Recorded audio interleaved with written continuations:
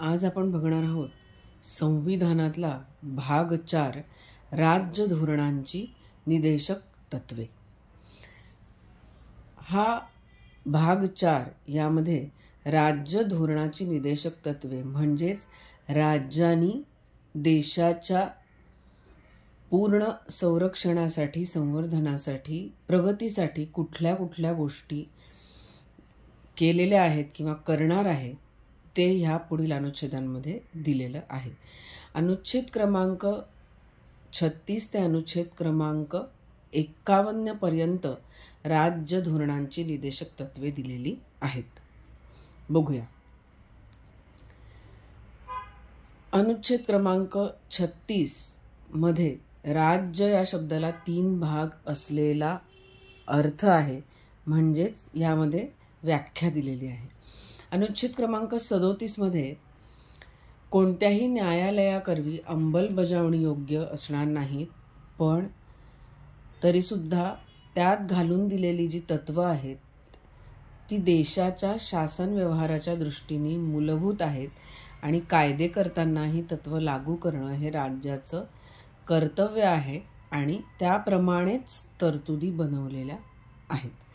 पुढे अनुच्छेद क्रमांक 38 असं सांगतो की राज्याला शक्य होईल तसं आणि तितक्याच परिणामकारक पद्धतीने सामाजिक, आर्थिक आणि राजकीय न्यायाद्वारे राष्ट्रीय जीवनाचे जे सगळे घटक आहेत त्या घटकांमध्ये प्रेरणा निर्माण करणं आणि तशी समाज व्यवस्था निर्माण करणं आणि ती जतन करणं की जेणेकरून लोककल्याणाचं संवर्धन होईल, देशाची प्रगती होईल आणि विशेषतः व्यक्तींमध्ये नाही तर निरनिराळ्या क्षेत्रांमध्ये राहणारी आणि निरनिराळ्या व्यवसायांमध्ये गुंतलेली जी लोक आहेत, किंवा लोकसमूह आहेत, त्यांच्या उत्पन्नाच्या बाबतीत सुद्धा विषमता कमी करणं, त्यासाठी प्रयत्न करणं आणि त्याचा दर्जा सुधारणं, सुविधा आणि संधी यामधली असलेली जी विषमता आहे ती सुद्धा नाहीशी करण्यासाठी राज्य प्रयत्नशील असेल।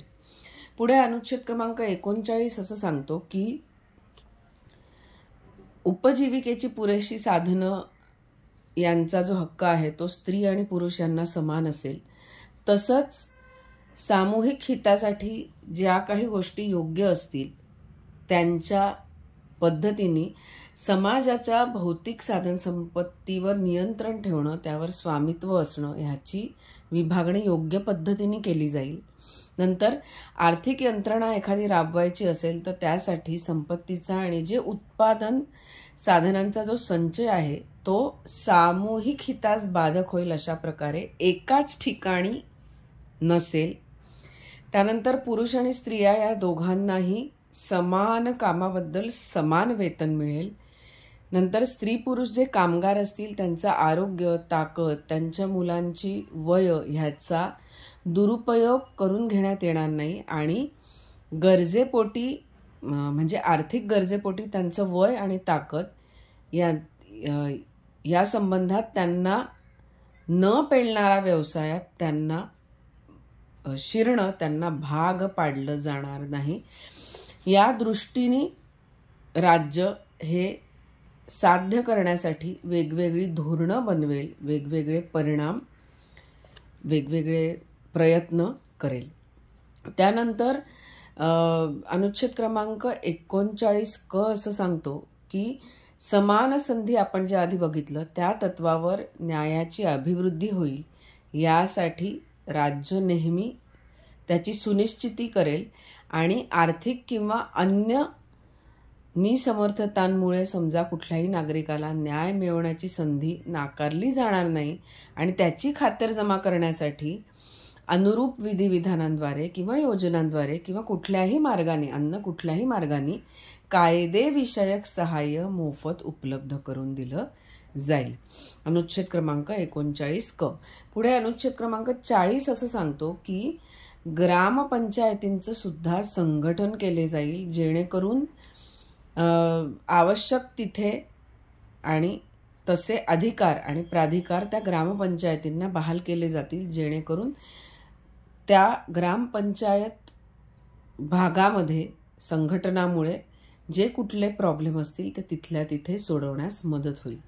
त्यानंतर अनुच्छेद क्रमांक 41 असं सांगतो की राज्य हे आपली आर्थिक क्षमता आणि विकास यांच्या मर्यादेत कामाचा हक्क, शिक्षणाचा हक्क आणि त्यासोबतच बेकारी असेल किंवा वार्धक्य असेल किंवा आजार असतील, विकलांगता असेल, यांच्यापासून ज्या पीडित व्यक्ती असतील या बाबतीत आणि काही अपराध नसताना हलाखीचं जीणं ज्यांच्या वाट्याला आलं आहे अशा व्यक्तींच्या बाबतीत लोकसहाय्याचा हक्क उपलब्ध करून देण्यासाठी हे राज्य तरतुदी करेल.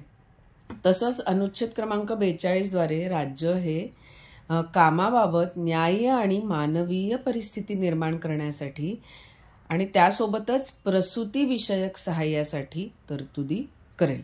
पुढे अनुच्छेद क्रमांक 43 मध्ये असं म्हटलंय की कामगारांशी संबंधात मग ते शेतकी असो, औद्योगिक असो किंवा अन्य कुठल्याही प्रकारचे कामगार असो, त्यांचं काम, त्यांना मिळणारं वेतन, त्यांचं समुचित जीवनमान जे आहे, नंतर त्यांना सामाजिक आणि सांस्कृतिक संधींचा उपयोग होतोय का याच्यावर लक्ष ठेवेल आणि त्याची शाश्वती देण्याची कामं सुद्धा किंवा तशी परिस्थिती सुद्धा राज्य निर्माण करून देईल आणि त्यासाठी विशेष प्रयत्न करेल. आणि यामध्ये विशेषतः ग्रामीण क्षेत्रांमध्ये वैयक्तिक आणि सहकारी तत्वावर कुटीर उद्योगांचं संवर्धन करण्यासाठी राज्य प्रयत्नशील राहील. पुढे अनुच्छेद क्रमांक 43 द्वारे कुठल्याही उद्योगधंद्यात गुंतलेले जे उपक्रम असतील किंवा अन्य कुठल्याही संघटना असतील त्यांच्या व्यवस्थापनांमध्ये कामगारांना सहभागी होता यावं यासाठी वेगवेगळ्या प्रकारच्या उपाययोजना वेगवेगळ्या मार्गाद्वारे हे राज्य करेल. आणि तसंच अनुच्छेद क्रमांक 43 द्वारे सहकारी संस्थांची स्वेच्छापूर्वक निर्मिती करेल. तसेच स्वायत्त कारभार किंवा लोकशाही नियंत्रण आणि व्यावसायिक व्यवस्थापन यांचं प्रवर्तन करण्यासाठी राज्य प्रयत्नशील राहील. अनुच्छेद क्रमांक 44 असं सांगतो की नागरिकांना भारताच्या राज्यक्षेत्रात सर्वत्र एकरूप नागरी संहिता लाभावी यासाठी सुद्धा राज्य प्रयत्नशील राहील.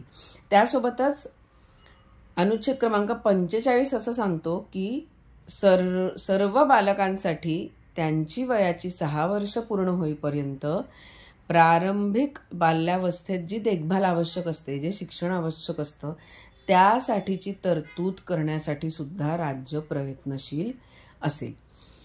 पुढे अनुच्छेद क्रमांक 46 असं सांगतो की जे समाजातले जनतेतले दुर्बल घटक आहेत, मग त्या अनुसूचित जाती असतील, अनुसूचित जनजाती असतील, त्यांच्यासाठी शैक्षणिक आणि आर्थिक हितसंवर्धन त्यांचं व्हावं यासाठी राज्य विशेष काळजी घेईल आणि सामाजिक अन्याय आणि सर्व प्रकारचे शोषण यापासून त्यांचं रक्षण करेल. पुढे अनुच्छेद क्रमांक 47 असं सांगतो की आपल्या जनतेचं पोषणमान आणि राहणीमान हे कसं उंचावेल किंवा सार्वजनिक आरोग्य त्यांचं कसं सुधारेल यासाठी राज्य विशेषतः मादक पेय आणि आरोग्यास अपायकारक असे अंमली पदार्थ, अंमली द्रव्य यांचे औषधीय प्रयोजनाखेरीज सेवन करण्यावर बंदी घालण्यासाठी राज्य प्रयत्नशील असेल. अनुच्छेद क्रमांक 47. पुढे अनुच्छेद क्रमांक 48 काय सांगतो तर यासोबतच आधुनिक आणि शास्त्रीय रीतीने कृषी आणि पशुसंवर्धन हे कसं चांगल्या पद्धतीने करता येईल त्यासाठी सुद्धा राज्य प्रयत्नशील राहील.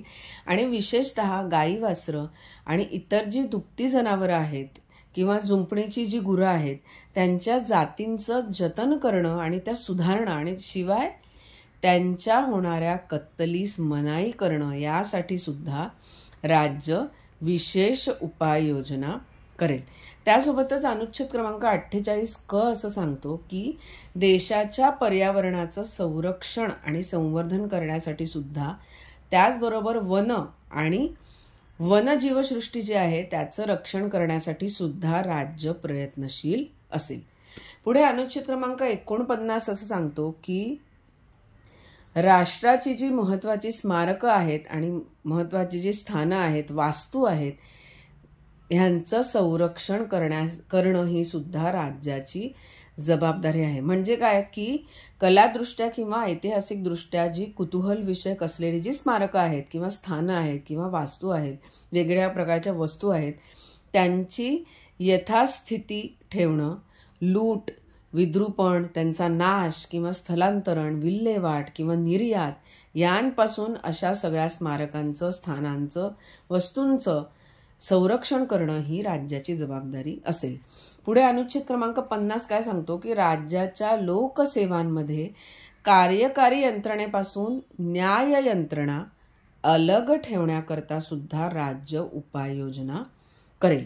आणि पुढे अनुच्छेद क्रमांक 51 असं सांगतो की राज्य हे आंतरराष्ट्रीय शांतता आणि सुरक्षा यांचं संवर्धन करण्यासाठी तसंच राष्ट्रांमधले न्यायसंगत आणि सन्मानपूर्ण संबंध चांगले ठेवण्यासाठी, त्याचबरोबर संघटित जनसमाजाच्या आपसातील व्यवहारांमध्ये आंतरराष्ट्रीय कायदा आणि तहांची बंधनं याबद्दल आदर भावना जोपासण्यासाठी आणि त्यासोबतच आंतरराष्ट्रीय विवाद लवादाद्वारे मिटवायचे असतील तर त्यासाठी प्रोत्साहन देण्यासाठी हे राज्य प्रयत्नशील असेल. ही झाली तत्व. पुढील भागात आपण बघणार आहोत राज्य मूलभूत कर्तव्य. भेटूया पुढील भागात.